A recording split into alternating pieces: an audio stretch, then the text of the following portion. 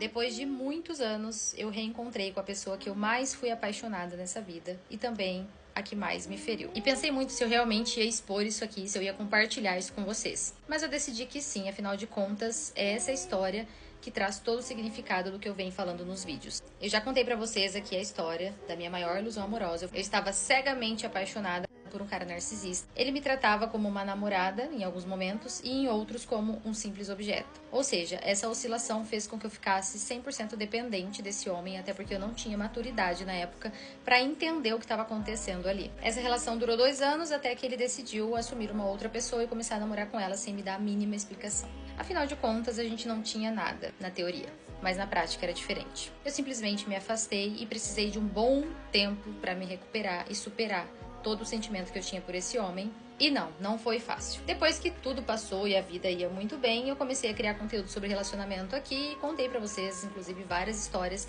Então esse assunto não era algo que me feria mais tanto. Mas eu tinha cortado todo o vínculo com ele e por algum motivo o destino nunca fez com que a gente se encontrasse. Depois de 4 anos, a gente se encontrou.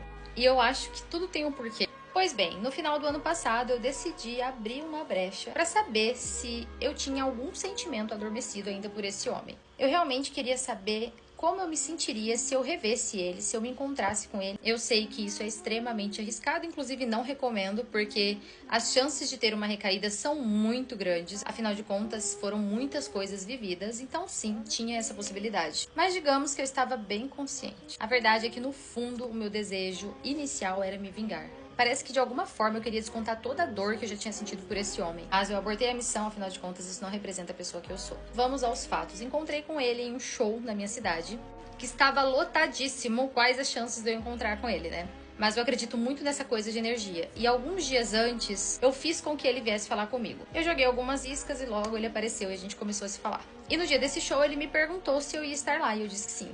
Nós não combinamos de ir ao show juntos e nem de se encontrar lá.